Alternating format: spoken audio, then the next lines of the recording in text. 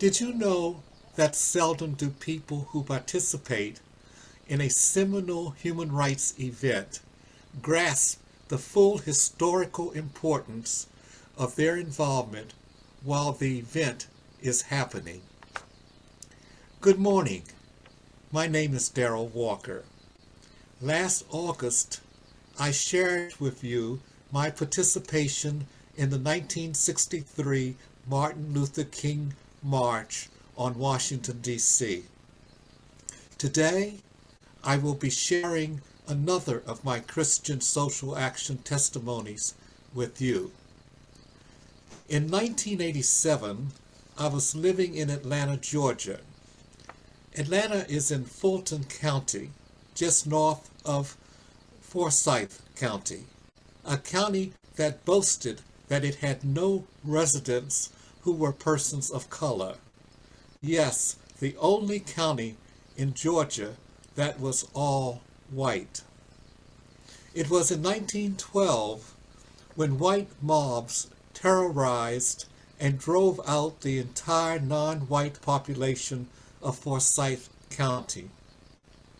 The ouster was the white response to two incidents: the alleged rape of a white woman by a black man and the rape and beating of a young white woman who died of her injuries. A lynch mob attacked and hanged one black suspect. Two teenagers were hanged in public executions following a brief and short trial. Then the Klan rode through the county one night with torches and told 1,100 people of color that they had to leave their homes and be out of the county by the next day. Their homes and lands were confiscated by the county. Though adjacent to this progressive and fully integrated Fulton County, 75 years later, there were still no people of color living in Forsyth County. To enforce their separation policy that allowed only white residents, Forsyth County enacted sundown laws. That is, people of color who worked as domestics and laborers during the day had to be out of the county by sundown. Reverend Hosea Williams was one of the 3 people on a motel balcony with Reverend Martin Luther King when he was assassinated in Memphis, Tennessee. Reverend Williams was aware of the racial atrocities in the neighboring county of Forsyth and decided that it was time for the exclusion of people of color in Forsyth to receive state and national attention. He and 2 fellow activists organized 75 protesters who traveled to Forsyth and had a rally in front of the county courthouse in Cumming. This first attempt to address county racism was met with overwhelming resistance, with his small number of protesters physically threatened and their car windows smashed. Undeterred, the next week Reverend Williams publicized his return to Forsyth County and chartered buses to take a larger assemblage of protesters from Atlanta to Cumming. I was one of the 20,000 ordinary citizens who volunteered to go. It was a cold and drab day that we boarded chartered city buses at Ebenezer Baptist Church and traveled north on Interstate 85 and then Georgia 400 en route to Cumming, Georgia. Gray clouds covered the sky and a few inches of snow were on the ground. Our caravan of buses, trucks, and cars arrived at a shopping center parking lot. We were told to leave all packages on the bus. Women were to put their wallets in their pockets and to leave purses on the bus. Also, we were told that we would be marching 6 abreast with our arms across our stomachs and holding the hand of the person on both sides. We were encouraged to sing songs and not to stray away from the march. The march had been scheduled to start at 11 a.m., but because of the huge number of participants, it did not begin until 2 p.m. The march was led by many aging veterans of the civil rights movement of 1950s and 1960s, including Coretta Scott King, the Reverend Joseph E. Lowery, president of the Southern Christian Leadership Conference, Benjamin L. Hooks, executive director of the National Association for the Advancement of Colored People. Much of our march was lined with jeering local white people who had assembled along the route to protest and repel our arrival. Some threw stones at us while hurling racist slurs.